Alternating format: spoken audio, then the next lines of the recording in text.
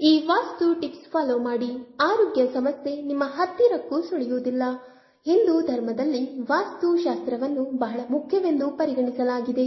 ವಾಸ್ತುಶಾಸ್ತ್ರದಲ್ಲಿ ಮನೆಯಲ್ಲಿ ಪ್ರತಿಯೊಂದು ಸಣ್ಣ ಮತ್ತು ದೊಡ್ಡ ವಸ್ತುಗಳನ್ನು ಇಡಲು ಕೆಲವು ನಿಯಮಗಳನ್ನು ಉಲ್ಲೇಖಿಸಲಾಗಿದೆ. ಹಾಗೆಯೇ ನಾವು ವಾಸ್ತು ನಿಯಮಗಳನ್ನ ಪಾಲಿಸಿದರೆ ಆರೋಗ್ಯ ಸಮಸ್ಯೆಗಳಿಂದ ಸಹ ಮುಕ್ತಿ ಪಡೆಯಬಹುದು. ಆ ವಾಸ್ತು ನಿಯಮಗಳೇನು ಎಂಬುದನ್ನು ಈ ವಿಡಿಯೋದಲ್ಲಿ ತಿಳಿಯೋಣ. ಉತ್ತಮ ಆರೋಗ್ಯವು ಸಂತೋಷದ ಜೀವನದ ಮೊದಲ ಮೂಲಭೂತ ಅವಶ್ಯಕತೆಯಾಗಿದೆ. ಆರೋಗ್ಯ ಸರಿಯಿಲ್ಲದಿದ್ದರೆ ಶ್ರೀಮಂತ ವ್ಯಕ್ತಿ ಕೂಡ ತೊಂದರೆಗಳು ಮತ್ತು ನೋವನ್ನು ಅನುಭವಿಸುತ್ತಾನೆ. ವಾಸ್ತು ತತ್ವಗಳನ್ನು ಆಧರಿಸಿದ ಮನೆಗಳು ಆರ್ಥಿಕ ಸಮೃದ್ಧಿಗೆ ಮಾತ್ರವಲ್ಲದೆ ಉತ್ತಮ ಆರೋಗ್ಯಕ್ಕೂ ಪ್ರಯೋಜನಕಾರಿಯಾಗಿದೆ. ಇದಕ್ಕಾಗಿ ಕೆಲವು ಪ್ರಮುಖ ದಿಕ್ಕುಗಳಲ್ಲಿ ವಾಸ್ತುಶಾಸ್ತ್ರದ ಪ್ರಕಾರ ವಸ್ತುಗಳನ್ನು ಇಡುವುದರಿಂದ ಹಾಗೂ ವಾಸ್ತು ನಿಯಮಗಳನ್ನು ಪಾಲಿಸುವುದರಿಂದ ಆರೋಗ್ಯ ತೊಂದರೆಗಳು ಹತ್ತಿರಕ್ಕೂ ಬರುವುದಿಲ್ಲ. ಹಾಗಾದರೆ ಬನ್ನಿ, ಆರೋಗ್ಯಕ್ಕೆ ಸಂಬಂಧಿಸಿದ ವಾಸ್ತು ನಿಯಮಗಳನ್ನು ಈ ವಿಡಿಯೋದಲ್ಲಿ ನೋಡೋಣ. ಅದಕ್ಕೂ ಮುಂಚೆ ಯಾರು ನಮ್ಮ ಚಾನಲ್ಗೆ ಸಬ್ಸ್ಕ್ರೈಬ್ ಮಾಡಿಲ್ಲ, ದಯವಿಟ್ಟು ಸಬ್ಸ್ಕ್ರೈಬ್ ಮಾಡಿಕೊಳ್ಳಿ. ವಿಡಿಯೋವನ್ನು ಪೂರ್ತಿಯಾಗಿ ನೋಡಿ. 1. ನಾವು ಉತ್ತಮ ಆರೋಗ್ಯದ ಬಗ್ಗೆ ಮಾತನಾಡುವಾಗ ದೈಹಿಕ ಆರೋಗ್ಯದ ಜೊತೆಗೆ ಮಾನಸಿಕ ಆರೋಗ್ಯದ ಬಗ್ಗೆ ಸಹ ಆಲೋಚನೆ ಮಾಡಬೇಕಾಗುತ್ತದೆ. ನಾವು ದೈಹಿಕವಾಗಿ ಮತ್ತು ಮಾನಸಿಕವಾಗಿ ಆರೋಗ್ಯವಾಗಿದ್ದಾಗ ಮಾತ್ರ ಸಂಪೂರ್ಣವಾಗಿ ಜೀವನವನ್ನು ಆನಂದಿಸಬಹುದು. ಆರೋಗ್ಯದ ವಿಚಾರದಲ್ಲಿ ಈಶಾನ್ಯ ಮೂಲೆಯು ಪ್ರಮುಖ ಪಾತ್ರ ವಹಿಸುತ್ತದೆ. ಈಶಾನ್ಯ ದಿಕ್ಕಿನಲ್ಲಿ ಶೌಚಾಲಯ ಅಥವಾ ಮೆಟ್ಟಿಲುಗಳ ನಿರ್ಮಾಣವು ಮನಸ್ಸು ಮತ್ತು ಮೆದುಳಿಗೆ ಸಂಬಂಧಿಸಿದ ರೋಗಗಳನ್ನು ಉಂಟುಮಾಡುತ್ತದೆ. ಆದ್ದರಿಂದ ಈ ಸ್ಥಳವನ್ನು ಯಾವಾಗಲೂ ಸ್ವಚ್ಛವಾಗಿಡಿ. ಇಲ್ಲಿ ನೀವು ಲಿವಿಂಗ್ ರೂಮ್ ಅಥವಾ ಪೂಜಾ ಕೊಠಡಿಯನ್ನು ನಿರ್ಮಿಸಬಹುದು. 2. ನಿಮ್ಮ ಮನೆಯ ಟ್ಯಾಪ್ ಸೋರುತ್ತಿದ್ದರೆ ನೀವು ತಕ್ಷಣ ಅದನ್ನು ಸರಿಪಡಿಸಬೇಕು.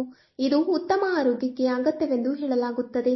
ಏಕೆಂದರೆ ವಾಸ್ತುಶಾಸ್ತ್ರದಲ್ಲಿ ಲೀಕ್ ಆಗುವ ಟ್ಯಾಪ್ ನಿಮ್ಮ ಆರೋಗ್ಯವನ್ನು ಹಾಳು ಮಾಡುತ್ತದೆ ಎನ್ನುವ ನಂಬಿಕೆ ಇದೆ. ಹನಿಗಳ ನಿರಂತರ ಶಬ್ದವು ನಿಮ್ಮ ಜೀವನದಲ್ಲಿ ಅನೇಕ ಸಮಸ್ಯೆಗಳನ್ನು ಉಂಟು ಮಾಡಬಹುದು.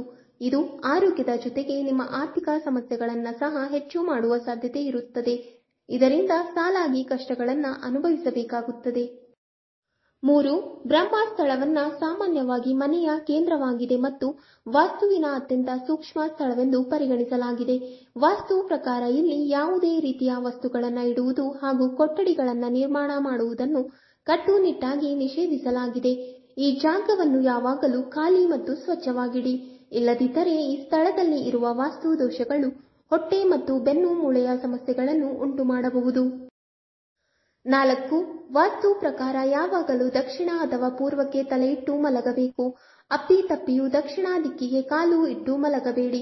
ಏಕೆಂದರೆ ತಪ್ಪು ದಿಕ್ಕಿನಲ್ಲಿ ಮಲಗಿ ನಿದ್ರೆ ಮಾಡುವುದರಿಂದ ನೀವು ಎಲ್ಲಾ ರೀತಿಯ ಮಾನಸಿಕ ಒತ್ತಡದಿಂದ ಕಷ್ಟ ಅನುಭವಿಸಬೇಕಾಗುತ್ತದೆ. ಇದು ನಿಮ್ಮ ಆರೋಗ್ಯದ ಮೇಲೂ ಕೆಟ್ಟ ಪರಿಣಾಮ ಬೀರಬಹುದು. ವಾಸ್ತು ಪ್ರಕಾರ ನೀವು ಆರೋಗ್ಯವಾಗಿರಲು ಮತ್ತು ಶಾಂತಿಯುತ ನಿದ್ರೆಯನ್ನು ಪಡೆಯಲು ದಕ್ಷಿಣ ಅಥವಾ ಪೂರ್ವಕ್ಕೆ ತಲೆಯಿಟ್ಟು ಮಲಗುವ ಅಭ್ಯಾಸ ಮಾಡಿಕೊಂಡರೆ ತುಂಬಾ ಉತ್ತಮ. 5. ಆಗ್ನೇಯ ದಿಕ್ಕಿನಲ್ಲಿ ನೀರಿನ ಟ್ಯಾಂಕ್ಗಳನ್ನು ನಿರ್ಮಿಸುವುದು ಮಹಿಳೆಯರ ಆರೋಗ್ಯ ಅಪಾಯಕಾರಿ ಎನ್ನಲಾಗುತ್ತದೆ. ಇದಲ್ಲದೆ ಈ ದಿಕ್ಕಿನಲ್ಲಿ ಮುಖ್ಯ ದ್ವಾರವಿರುವುದು ದೀರ್ಘಕಾಲದ ಕಾಯಿಲೆಗಳಿಗೂ ಆಹ್ವಾನ ನೀಡುತ್ತದೆ ಎನ್ನಲಾಗುತ್ತದೆ. ಮನೆಯ ಈ ಭಾಗದಲ್ಲಿ ಅಡಿಗೆ ಕೋಣೆ ನಿರ್ಮಾಣ ಮಾಡಬಹುದು. ಈ ಸ್ಥಳದಲ್ಲಿ ಅಡುಗೆ ಮನೆಯನ್ನು ನಿರ್ಮಿಸಿದರೆ ಉತ್ತಮ ಆರೋಗ್ಯವನ್ನು ಮಾತ್ರವಲ್ಲದೆ ಕುಟುಂಬದ ಸದಸ್ಯರಿಗೆ ಸಮೃದ್ಧಿಯನ್ನು ತರುತ್ತದೆ ಎನ್ನುವ ನಂಬಿಕೆ ಇದೆ. 6. ಅನೇಕ ಜನರು ಮೆಟ್ಟಿಲುಗಳ ಕೆಳಭಾಗದಲ್ಲಿ ಕೆಲ ವಸ್ತುಗಳನ್ನು ಇಡುವ ಅಭ್ಯಾಸವನ್ನು ಹೊಂದಿರುತ್ತಾರೆ. ವಾಸ್ತುಶಾಸ್ತ್ರದಲ್ಲಿ ಇದನ್ನು ಅಶುಭ ಎನ್ನಲಾಗುತ್ತದೆ. ಏಕೆಂದರೆ ಮೆಟ್ಟಿಲುಗಳ ಕೆಳಗೆ ವಸ್ತುಗಳನ್ನು ಇಡುವುದರಿಂದ ನೀವು ಅನೇಕ ರೋಗಗಳಿಂದ ಸಮಸ್ಯೆ ಉಂಟಾಗಬಹುದು. ಉತ್ತಮ ಆರೋಗ್ಯಕ್ಕಾಗಿ ಮೆಟ್ಟಿಲುಗಳ ಕೆಳಗಿರುವ ಪ್ರದೇಶವನ್ನು ಸ್ವಚ್ಛವಾಗಿ ಇಟ್ಟುಕೊಳ್ಳಬೇಕು. 7. ನೀವು ಅಧ್ಯಯನ ಮಾಡುವಾಗ ನೀವು ಪೂರ್ವ ಅಥವಾ ಉತ್ತರದ ಕಡೆಗೆ ಮುಖ ಮಾಡಬೇಕು ಎಂಬುದನ್ನು ನೆನಪಿನಲ್ಲಿಡಿ. ಇದು ನಿಮ್ಮ ನೆನಪಿನ ಶಕ್ತಿಯ ಸಮಸ್ಯೆಯನ್ನ ಕಡಿಮೆ ಮಾಡುತ್ತದೆ. ಇದು ಧನಾತ್ಮಕ ಫಲಿತಾಂಶಗಳನ್ನು ನೀಡುತ್ತದೆ. ಇದು ಉತ್ತಮ ಆರೋಗ್ಯಕ್ಕೆ ಸಹ ತುಂಬಾ ಪ್ರಯೋಜನಕಾರಿಯಾಗಿದೆ. 8. ಮನೆಯ ಮೆಟ್ಟಿಲು ನಿಮ್ಮ ಆರೋಗ್ಯದ ಮೇಲೆ ಪರಿಣಾಮ ಬೀರುತ್ತದೆ ಎಂದು ತಿಳಿದರೆ ಆಶ್ಚರ್ಯವಾಗುತ್ತದೆ. ಮನೆಗೆ ಮೆಟ್ಟಿಲು ಅಗತ್ಯವಿದ್ದಾಗ ಅದು ಮನೆಯ ಮಧ್ಯಭಾಗದಲ್ಲಿಲ್ಲ ಎಂಬುದನ್ನು ಖಚಿತಪಡಿಸಿಕೊಳ್ಳಿ. ಮನೆಯ ಮಧ್ಯೆ ಇರುವ ಮೆಟ್ಟಿಲು ಗಂಭೀರ ಆರೋಗ್ಯ ಸಮಸ್ಯೆಗಳಿಗೆ ಕಾರಣವಾಗುತ್ತದೆ. 9. ಬ್ರಹ್ಮಸ್ಥಾನ ಅಂದರೆ ಮನೆಯ ಮಧ್ಯಭಾಗವು ಯಾವಾಗಲೂ ಖಾಲಿ ಇರಬೇಕು. ಅಲ್ಲಿ ಯಾವುದೇ ಭಾರವಾದ ಪೀಠೋಪಕರಣಗಳನ್ನು ಇಡಕೂಡದು. ಇದರಿಂದ ಮನೆಯ ಒಳಹೊರಗೆ ಶಕ್ತಿಯು ಆರಾಮವಾಗಿ ಹರಿದಾಡುತ್ತದೆ. ಹೆಚ್ಚು ಪೀಠೋಪಕರಣಗಳಾದಷ್ಟು ಶಕ್ತಿಯ ಹರಿದಾಟಕ್ಕೆ ತೊಡಕಾಗಿ ಮನೆಯಲ್ಲಿ ನಕಾರಾತ್ಮಕ ಶಕ್ತಿ ಹೆಚ್ಚುತ್ತದೆ. ಇದೇ ಕಾರಣಕ್ಕೆ ಹಳೆಯ ಕಾಲದ ಮನೆಗಳ ಮಧ್ಯಭಾಗದಲ್ಲಿ ಬಾವಂತಿ ಇರುತ್ತಿತ್ತು. ಅಂದರೆ ಅಲ್ಲಿ ತೆರೆದ ಕೇಂದ್ರ ಇರುತ್ತಿತ್ತು. 10.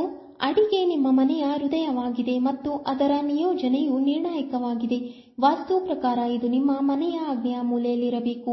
ಏಕೆ ಆಗ್ನೇಯ ಎಂದರೆ, ಏಕೆಂದರೆ ಇದು ಅಡುಗೆಗೆ ಕೇಂದ್ರವಾಗಿರುವ ಬೆಂಕಿಯ ಅಂಶದೊಂದಿಗೆ ಹೊಂದಿಕೊಳ್ಳುತ್ತದೆ. ಇದಲ್ಲದೆ ಅಡುಗೆ ಮಾಡುವಾಗ ನೀವು ಪೂರ್ವಕ್ಕೆ ಮುಖ ಮಾಡಿರುವುದನ್ನು ಖಚಿತಪಡಿಸಿಕೊಳ್ಳಿ. ಈ ಸ್ಥಾನೀಕರಣವು ಶಕ್ತಿಗಳನ್ನು ಸಮನ್ವಯಗೊಳಿಸುತ್ತದೆ ಮತ್ತು ಪೌಷ್ಟಿಕಾಂಶದ ಊಟವನ್ನು ತಯಾರಿಸಲು ಪ್ರೋತ್ಸಾಹಿಸುತ್ತದೆ. ಅಂತಿಮವಾಗಿ ನಿಮ್ಮ ಆರೋಗ್ಯವನ್ನು ಬೆಂಬಲಿಸುತ್ತದೆ. 11. ಸ್ನಾನಗೃಹಗಳು ವಾಯುವ್ಯ ಅಥವಾ ಪಶ್ಚಿಮ ದಿಕ್ಕಿನಲ್ಲಿರಬೇಕು. ಅವುಗಳನ್ನು ಸ್ವಚ್ಛವಾಗಿ ಮತ್ತು ಉತ್ತಮವಾಗಿ ನಿರ್ವಹಿಸುವಂತೆ ವಾಸ್ತು ಸಲಹೆ ನೀಡುತ್ತದೆ. ಸ್ನಾನಗೃಹದ ನೈರ್ಮಲ್ಯವನ್ನು ನಿರ್ಲಕ್ಷಿಸುವುದರಿಂದ ನಕಾರಾತ್ಮಕ ಶಕ್ತಿಯ ಶೇಖರಣೆ ಮತ್ತು ಸಂಭಾವ್ಯ ಆರೋಗ್ಯ ಸಮಸ್ಯೆಗಳಿಗೆ ಕಾರಣವಾಗಬಹುದು. ಸ್ವಚ್ಛ ಮತ್ತು ಚೆನ್ನಾಗಿ ಗಾಳಿ ಇರುವ ಸ್ನಾನಗೃಹವು ಆರೋಗ್ಯಕರ ಜೀವನ ಪರಿಸರವನ್ನು ಖಾತ್ರಿಗೊಳಿಸುತ್ತದೆ. 12. ಮನೆಯೊಳಗೆ ಪ್ರಕೃತಿಯನ್ನು ತರುವುದು ನಿಮ್ಮ ಮನೆಯೊಳಗೆ ಧನಾತ್ಮಕ ಶಕ್ತಿಯನ್ನು ಹೆಚ್ಚಿಸಲು ಪ್ರಬಲವಾದ ಮಾರ್ಗವಾಗಿದೆ. ಒಳಾಂಗಣ ಸಸ್ಯಗಳು ಆಯಕಟ್ಟಿನ ಸ್ಥಳದಲ್ಲಿ ಗಾಳಿಯನ್ನು ಶುದ್ಧೀಕರಿಸಬಹುದು, ಮಾಲಿನ್ಯಕಾರಕಗಳನ್ನು ಕಡಿಮೆ ಮಾಡಬಹುದು ಮತ್ತು ಆಮ್ಲಜನಕದ ಮಟ್ಟವನ್ನು ಹೆಚ್ಚಿಸಬಹುದು. ನಿಮ್ಮ ಮನೆಯ ಈಶಾನ್ಯ ಮೂಲೆಯನ್ನು ಒಳಾಂಗಣ ಸಸ್ಯಗಳಿಗೆ ಮಂಗಳಕರ ಸ್ಥಳವೆಂದು ಪರಿಗಣಿಸಲಾಗುತ್ತದೆ. ಅವು ಗಾಳಿಯ ಗುಣಮಟ್ಟವನ್ನು ಸುಧಾರಿಸುವುದಲ್ಲದೆ ನೈಸರ್ಗಿಕ ಪ್ರಶಾಂತತೆಯ ಭಾವವನ್ನು ಸೃಷ್ಟಿಸುತ್ತದೆ. ನಿಮ್ಮ ಒಟ್ಟಾರೆ ಆರೋಗ್ಯಕ್ಕೆ ಕೊಡುಗೆ ನೀಡುತ್ತದೆ. 13. ನಿಮ್ಮ ಮಲಗುವ ಕೋಣೆ ಕೇವಲ ವಿಶ್ರಾಂತಿಗೆ ಸ್ಥಳವಲ್ಲ, ಅಲ್ಲಿ ನಿಮ್ಮ ದೇಹವು ಪುನಶ್ಚೇತನಗೊಳ್ಳುತ್ತದೆ. ವಾಸ್ತು ತತ್ವಗಳ ಪ್ರಕಾರ ನಿಮ್ಮ ಮನೆಯ ನೈಋತ್ಯ ಮೂಲೆಯು ನಿಮ್ಮ ಮಲಗುವ ಕೋಣೆಗೆ ಸೂಕ್ತವಾದ ಸ್ಥಳವಾಗಿದೆ. ಈ ಸ್ಥಾನದಲ್ಲಿ ನಿಮ್ಮ ಹಾಸಿಗೆಯನ್ನು ದಕ್ಷಿಣಕ್ಕೆ ಮುಖ ಮಾಡಿ ಇಡಬೇಕು. ಈ ವ್ಯವಸ್ಥೆಯು ಶಾಂತ ನಿದ್ರೆಯನ್ನು ಉತ್ತೇಜಿಸುತ್ತದೆ, ನಿದ್ರಾಹೀನತೆಯನ್ನು ಕಡಿಮೆ ಮಾಡುತ್ತದೆ ಮತ್ತು ಒಟ್ಟಾರೆ ಆರೋಗ್ಯವನ್ನು ಹೆಚ್ಚಿಸುತ್ತದೆ ಎಂದು ನಂಬಲಾಗಿದೆ. ಸರಿಯಾದ ನಿದ್ರೆಯು ಯೋಗಕ್ಷೇಮದ ಮೂಲಾಧಾರವಾಗಿದೆ. ಇದು ನಿಮ್ಮ ಮನಸ್ಥಿತಿಯಿಂದ ನಿಮ್ಮ ಪ್ರತಿರಕ್ಷಣಾ ವ್ಯವಸ್ಥೆಯ ಶಕ್ತಿಯವರೆಗೆ ಎಲ್ಲವನ್ನೂ ಪ್ರಭಾವಿಸುತ್ತದೆ. ವೀಕ್ಷಕರೇ, ಆರೋಗ್ಯದ ಬಗ್ಗಿನ ಈ ವಾಸ್ತು ಸಲಹೆಗಳು ನಿಮಗೆ ಇಷ್ಟವಾದಲ್ಲಿ ಲೈಕ್, ಶೇರ್ ಅಂಡ್ ಕಮೆಂಟ್ ಮಾಡಿ. ಮುಂದಿನ ವಿಡಿಯೋಸ್ಗಳಿಗಾಗಿ ನಮ್ಮ ಚಾನೆಲ್ ಅನ್ನು ಸಬ್ಸ್ಕ್ರೈಬ್ ಮಾಡಿ. ಧನ್ಯವಾದಗಳು.